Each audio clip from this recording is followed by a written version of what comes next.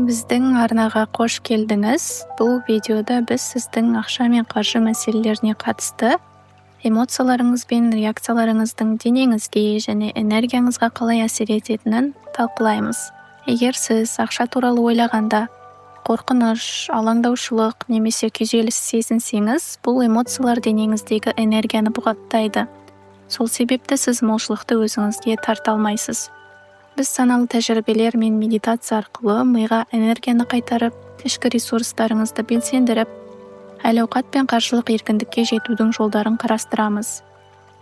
Ақшаға деген көзқарасыңызды қалай өзгертуге болатынын және өміріңізге молшылықты тартатын магниттік өрісті қалай құруға болатынын біліңіз. Менің ойымша, ақша бұл энергияның бір түрі, және сіздің оған деген көзқарасыңыз сіздің шынайылығыңызды, яғни өміріңізді қалыптастырады. Өмірдің басқа қырлары сияқты, ақша да сіздің күнделікті қандай ой мен сезімде болатыныңызға байланысты. Егер адам үнемі қорқынышқа немесе жетіспеушілік сезіміне назар аударатын болса, онда ол өміріне дәл осы жағымсыз жағдайларды тартады. Ал сіз ойлауыңызды өзгертіп, молшылық пен мүмкіндіктерге назар сала бастағанда, автоматты түрде ақша мен табысты өзіңізге тарта бастайсыз. Мен үшін ақша бұл мақсат емес, бұл мүмкіндік жасауға және өз әлеуетіңізді кеңейтуге арналған құрал. Егер сіз қаржылық молшылықты өзіңізге тартқыңыз келсе, жай ғана ақшаны визуализациялау жеткіліксіз. Ең маңыздысы, қаржылық еркіндікке қол жеткізген сәттегі сезімдерді сезінуді үйрену. Сол кезде сезінетін алғыс, қуаныш және қанағат сезімін дәл қазір сезініп көріңіз. Бәрі қазірдің өзінде орындалып қойғандай. Бұл сіздің ішкі биохимияңызды өзгертіп, жаңа энергетикалық өріс жасайды.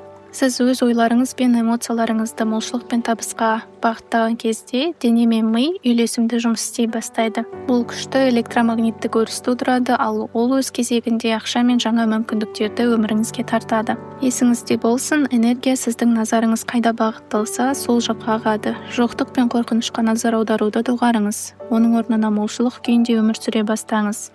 Сонда ақша өздігінен сіздің ішкі күйіңіздің табиғи нәтижесі ретінде келе бастайды. Ақшаға деген қарым-қатынасыңызды өзгерту үшін ең алдымен оған қатысты ойларыңызды және сезімдеріңізді өзгерту қажет. Джо Диспенза үйрететін басты қағида байлық пен табысқа жетудің кілті сіз оны әлі көрмей тұрып ақ ішкі әлеміңізде молшылықты сезіне білуіңізде. Бұл ішкі күйіңізді басқарып, сана астындағы шектеуші бағдарламаларды қайта жазуды үйренгенде мүмкін болады. Медитациялар мен саналы тәжірибелер сізге жетіспеушілік күйінде ұстап тұрған шектеулі сенімдер мен бағдарламалардан шығуға көмектеседі. Сіз ақшаны сыртқы нәрсе деп қабылдауды тоқтатып, оны ішкі молшылығыңыздың табиғи көрінісі ретінде қабылдай бастағанда, оның өміріңізге беген көздерден келе бастағанын байқайсыз. Ақша түпкі мақсат емес, олар сіздің ішкі өсуіңіздің және кеңеюіңіздің нәтижесі ретінде келеді. Сіз ішкі еркіндікпен өмір сүргенде, яғни молшылық күйінде болғанда, армандарыңыз бен мақсаттарыңызды жүзеге асыруға қажет нәрселер өздігінен тартыла бастайды. Егер сіз белгілі бір эмоцияны шындыққа айналмай тұрып ақ сезіне алатын болсаңыз, онда өзіңіздің биологияңызды өзгертуді бастайсыз. Қуаныш, алғыс немесе қанағат сезімін қандай да бір оқиға орындалмай тұрып сезіну, бұл сіздің гендеріңізге белгі беру деген сөз. Сол кезде олар әлгі оқиға болып қойғандай жұмыс істей бастайды. Гендер ақуыздарды, яғни белоктарды жасайды, ал ақуыздар сіздің денеңіздің негізі, яғни сіздің физикалық және эмоциялық жағдайыңыз сол ақуыздардың қалай жұмыс істейтініне байланысты. Бұл өмірдің көрінісі. Ойланып көріңізші, егер сіз $1 миллион тапсаңыз, бірақ оның жартысын сәтсіз инвестициялап жоғалтсаңыз, не болады? Көптеген табысты адамдар мұндай жағдайлардан өтеді, бірақ олардың реакциясы сабырлы. Неліктен? Себебі олар түсінген, ақша бұл мақсат емес, тек құрал. Адамдар ақша емес, сол ақшаның беретін мүмкіндіктерін қалайды. Шынайы байлық бұл ішкі тұрақтылық, сыртқы жағдайларға тәуелді болмау. Егер сіз ақшамен эмоциялық байланыста болсаңыз, бұл күйзеліс тудырады, ал күйзеліс бұл да энергия. Сіз әр жолы қаржылық немесе басқа да мәселелерге назар аударғанда, ойыңыз арқылы ағзада химиялық заттар түзіледі. Бұл заттар сіздің эмоциялық күйіңізге әсер етіп, уайым мен бақытсыздық сезімін тудырады.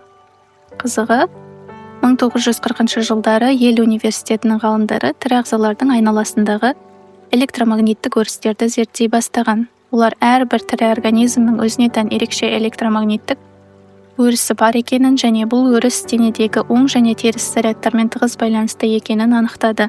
Бұл жаңалықтар ішкі және сыртқы энергияның өзара байланысын дәлелдейді. Әрбір ойдың өз тербеліс жиілігі бар және егер сіз үнемі қорқыныш, жоғалту немесе күйзеліс туралы ойлап жүрсеңіз, сіз ағзаңыздағы белгілі бір химиялық құрамды сақтап тұрасыз. Бұл эмоциялар бекіп қалады да сіз сол жағымсыз күйдің тұтқынына айналасыз. Бірақ сіз өз ойларыңызды өзгерткен сәтте сіздің энергияңыз, демек өміріңіз де өзгереді. Сондықтан болашағыңызды өзгерткіңіз келсе, ішкі күйіңізден бастаңыз. Біз эмоцияларымыз бен энергиямызды басқаруды үйренген кезде жаңа мүмкіндіктерге жол ашылып, өз шындығымызды өзіміз құра аламыз. Адамдарға немесе жағдайларға ашумен не ренішпен жауап берген сайын, сіздің денеңіз сол сәтте электромагниттік өріс пен химиялық реакциялар тудырады. Бұл реакциялар сіздің энергетикалық өрісіңіздің жиырылуына келеді, ал ол уақыт өте келе миыңыздағы энергия деңгейін төмендетеді. Шын мәнінде сіз жетіспеушілік күйінде болғанда энергияңыздың небәрі 5% ғана миға бағытталады, ал 95% денеде тұрып қалады. Сіздің денеңіз эмоциялық бағдарланған күйге түсіп, энергияның көп бөлігі бұғатталып қалады. Соның салдарынан миыңыз ресурстарсыз қалады. Бірақ сіз энергияны миыңызға қайтара бастағанда таңғажайып өзгерістер орын алады. Энергияны денеде миға немесе жүрекке бағыттау бұл сізді терең деңгейде оятатын маңызды процесс. Бұл үшін қолданылатын тәсілдердің бірі медитация. Ол энергияны бастың төбесіне бағыттап, еркін қозғалуына мүмкіндік береді. Энергия еркін аға бастағанда симпатикалық жүйке жүйесі белсендіріледі. Мида жоғары жиілікті толқындар, гамма толқындар пайда болады. Бұл жай ғана физиологиялық реакция емес, бұл ақылдың оргазмы деп аталатын құбылыс. Адам ләззат пен шексіз рахат сезімін бастан кешіреді. Бұл процесс сонымен қатар кінә немесе басқа да жағымсыз эмоциялардан жиналған энергияны босатуға көмектеседі. Энергия миға көтерілгенде ол миды қуатпен толтырады. Соның нәтижесінде ми дененің айналасында жаңа қуатты энергетикалық өріс қалыптастырады. Бұл өріс сіздің жаныңызды емдеп, өміріңізге молшылық беретін күшке айналады. Сіздің денеңіз магнит сияқты жұмыс істей бастайды. Ол оң вибрациялар мен мүмкіндіктерді өзіне тартады. Адам айналасындағы адамдар мен жағдайларға жауап қатқанда оның эмоциялары күшейе түседі. Мысалы, егер сіз үнемі ақша, саясат немесе қарым-қатынастар туралы уайымдай берсеңіз, назарыңыз осы мәселелерге шоғырланады, ал энергияңыз да дәл сол бағытқа кетеді. Жаңа өмір құруға жұмсалуы керек энергияңыз ескі жағымсыз ойлар мен эмоциялардың тұзағына түсіп қалады. Бірақ сіз энергияны өзіңізге қайтаруды үйренгенде, ішкі күш-қуатыңызды қайтарасыз және жаңа энергетикалық өріс қалыптастыра бастайсыз. Энергия алдымен жүрекке, содан кейін миға көтеріледі, ал ми физиологияңызды өзгертіп, сіздің айналаңызда мүлде жаңа энергия өрісін қалыптастырады. Жүрегіңіз ашық болғанда, сіз енді материалдық мақсаттар мен болашақты қуаламайсыз. Сіз өзіңізді толыққанды сезіне бастағанда, өмір өзі сізге келе бастайды. Бұл энергияны қайта құру процесі сізге өткеннің көлеңкесінен шығып, жаңа күйде, амандық пен молшылықта өмір сүруге мүмкіндік береді. Сізге қажеттінің бәрі өздігінен келіп, сіздің шынайылығыңыз өзгере бастайды. Джо Диспенса Марко аралында іс-шара өткізген. Сол жерде адамдарды әдеттегіден де терең медитация жасатқан. Қай кезде шынайы серпіліс болатынын білесіз бе? Адамдар медитация аяқталды деп ойлап отырған сәтте. Жоқ, сен әлі бітірген жоқсың дейді. Дәл сол сәт шындықпен бетпе-бет келетін кезең. Сен өзіңді оттың ішінде отырғандай сезінесің. Міне, қызық осы кезде басталады. Сен қауымдастықтың бір бөлігісің және тіпті берілгің келсе де, телефоныңды қосып шығып кеткің келсе де сен қаласың. Өйткені басқа қатысушылар да қалып жатыр. Сен жалғыз емессің. Сол сәтте сенің алдыңда таңдау бар. Не ақылыңа еріп ескі әдеттерге қайта оралу, не шекараңнан шығу. Бұл нағыз өзін-өзі бақылау. Сен ішкі отпен жұмыс істеуді жалғастырасың, одан қашпайсың. Мен әрқашан айтамын, ештеңе өзі өзгеріп кетеді деп күтпеңіз. Егер тек күтіп отырсаңыз, сіз жаңа ештеңе жасамайсыз. Таң сайын өзіңізге сұрақ қойыңыз. Мен мұны қаншалықты қатты қалаймын? Өз өмірімді өзгертуге деген құлшынысым қаншалықты күшті? Өзгеріс туралы ой оңай жоғалып кетеді, егер оны сананың назарында ұстамасаңыз. Сондықтан мен әрдайым айтамын, айналадағы әлемнен үзіліңіз, көзіңізді жұмып, музыка қойып, жай ғана сол күйде болыңыз. Бұл сіздің тыныштық сәтіңіз. Бұл ақыл ойыңызды жаттықтыру сәті. Итті қалай үйретсеңіз солай. Мен тұр дегенде біз тұрамыз да күнімізді бастаймыз, бірақ енді автопилотпен емес. Өзіңізге мына сұрақты қойыңыз. Мен қандай табысқа жеткім келеді және көзіңізді ашпаңыз. Сіз шынымен дайын екеніңізді сезінгенше. Бұл бір ойын және ол жалғасып жатыр. Бүкіл күн бұл бір тәжірибе. Егер сіз осы өзгерген сана мен тән күйін сақтай алсаңыз, өз уәделеріңізді бұзбай, сыртқы дүниеге алаңдамай, онда өзгерістер басталады. Бірақ есте сақтаңыз, өзгерістер 2 күнде болмайды. Кейде нәтижені көру үшін көбірек уақыт қажет болады. Мысалы, бір әйел 21 күн бойы осы күйде болған, тек соңында ғана өзінің өмірінде шынайы өзгерістерді сезіне бастаған. Жасап көруге болады емес пе? Ауыр сырқаты бар адамдар медитация жасай бастайды және денелерінің жақсара бастағанын сезінеді. Анализдер әлі де ауруды көрсетіп тұрса да, бұл қалыпты жағдай, бұл медитация әсер етпейді деген сөз емес. Бұл сіздің қалған күнді қалай өткізетініңізге, яғни медитациядан тыс қалған 15 сағатқа да назар аудару керек екенін білдіреді. Егер өмірдегі оқиғаларға деген реакцияңыз өзгермесе, нәтиже де өзгермейді. Реакцияңызды өзгертуден бастаңыз, сонда сіз трансформация процесін бастайсыз. Мен әр таң сайын оянып, қайта көзімді ашып, осы процестің ішіне қайта кіремін.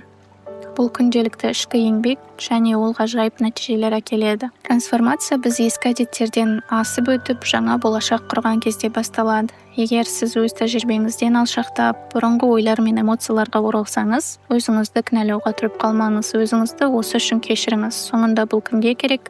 Сізден басқа. Ең бастысы, жай ғана қайта оралыңыз. Өзіңе қайта серпіліп, бойыңды жинап, қайтадан ұмтылған күйге оралуға рұқсат бер. Неліктен осы жолға түскеніңді есіңе түсір де өзіңе, қане, тағы бір рет байқап көрейік деп айт. Міне, нағыз кілт осы. Егер бағыттан ауытқысаң да, тәжірибені жалғастыра беру. Бұл жауапкершілікті ұмытуға болады деген сөз емес. Жоқ, саған әлі де өз сенімдеріңді сақтау және алға жетелейтін анық бір көрегендік керек. Бұл көрегендік жай ғана эгоистік мақсаттардан жоғары болуы тиіс. Сен бұны тек өзің үшін емес, сонымен қатар әлемге, басқа адамдардың өміріне өз үлесіңді қосу үшін жасап жатырсың. Танылу, табыс пен ақша — бұл сен жасап жатқан үлкен нәрсенің жай ғана жанама әсері. Бұл ойын сенің болашағың туралы көрегендігіңді қолдайтындай қызықты әрі шабыттандырарлық болуы керек.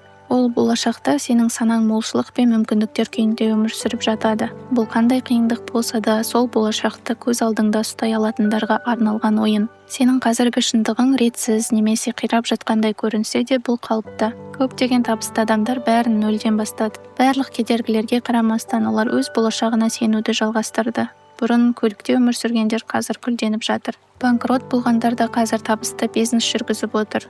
Олар әрқашан өзіне және айналасындағы мүмкіндіктерге деген сенімін жоғалтқан жоқ. Байқасаң, егер сен өзіңе сенсең, міндетті түрде мүмкіндіктерге де сенуің керек. Ал егер мүмкіндіктерге сенсең, өзіңе сенуге міндеттісің. Бұл бір-бірімен тығыз байланысты процесс. Ал сен осылай әрекет ете бастағанда, өміріңде шынымен де керемет нәрселер бола бастайды. Жақында бір шарада адамдарды бақылай отырып, мен бір нәрсені байқадым. Бұл тәуекелді талап етеді. Бұл табандылық пен нақты әрекетті қажет етеді. Кейде жалғастырған келмейтін сәттер болады, денең қарсыласады, ал санаң сылтау іздейді. Шаршау, ауырсыну, мазасыз түстер немесе жақындарыңмен түсініспеушілік. Бірақ дәл осындай сәттерде алға қарай жылжи берген адамдар өздерін лайықты сезіне бастайды. Олар өздеріне ұсынылған барлық нығметке лайық екеніне сене бастайды. Ал әлем саған дәл өзің лайықпын деп сенетін мөлшерде ғана береді. Мұнда маңыздысы молшылықтың өзі емес, өзіңнің лайық екеніңді сезіну. Көп адамдар өзін лайықты сезінбейді, сондықтан молшылықты өз өміріне тарта алмайды. Шынайы серпіліс сол сәтте келеді. Сен алдыңа ашылған барлық мүмкіндіктерге лайық екеніңе сене бастағанда. Ойлар бұл сенің ішіңде жиналатын күш, ал сенім стратегиясы өз құндылығыңды ұғып, санаңа барынша көп мүмкіндіктерге толуға рұқсат беру. Сен болашақта ұлы нәрселерге жетемін деп басқаларға айта бастағанда, абай бол. Мен әрқашан құпиялықты сақтауға тырысамын, әсіресе маңызды істермен айналысып жүргенде. Өз жоспарларыммен тек қажет деп санағанда ғана бөлісемін. Бұл маған назарымды жоғалтпай, өз энергиямды сыртқы әсерлерге шашыратпай, ішкі фокусымды сақтауға көмектеседі. Қашан бір нәрсемен бөлісуге шын мәнінде дайын боласың, сол кезде бұл нәрсе шынайы әрі ресми бола бастайды. Дәл сол сәтте сен өз мақсатыңа бір қадам жақындайсың. Мен осы тәсілдің өз жұмысымда да, өмірімде де маған жауапкершілікпен және жинақылықпен әрекет етуге көмектесетініне сенемін. Міне, сәттіліктің құпиясы осында жатыр. Бар қиындық пен кедергілерге қарамастан бұл ойынды жалғастыру. Таңертең оянғанда сенде әрқашан тыңдау бар. Ескі әдеттер мен ойларға қайта оралу, немесе сені жаңа, жақсы болашаққа жетелейтін тәжірибені жалғастыру. Қанша рет сүрінсең де, маңыздысы қаншалықты тез қайта тұрып алға жылжитының. Сен өзіңнің шынайы құндылығыңды түсініп, өмір саған ұсынып отырған мүмкіндіктерге шын жүректен сенгенде, бәрі өзгере бастайды. Сен енді күтіп отырмайсың, сен жасайсың. Сен енді әлемге жай жауап бермейсің, сен оның белсенді авторына айналасың. Ал ақша, табыс, молшылық бұл енді мақсат емес, сенің ішкі күйіңнің табиғи жемісі болады. Әр күн жаңа мүмкіндік, саған керегі осы тәжірибені жалғастыру, өзіңе және өзіңнің болашағыңа сену. Сонда әлем сенің жаңа сенімдеріңді айнадай қайтарып көрсетеді. Сондықтан қорықпа, тағы бір рет байқап көр. Сенің ойының енді ғана басталып жатыр.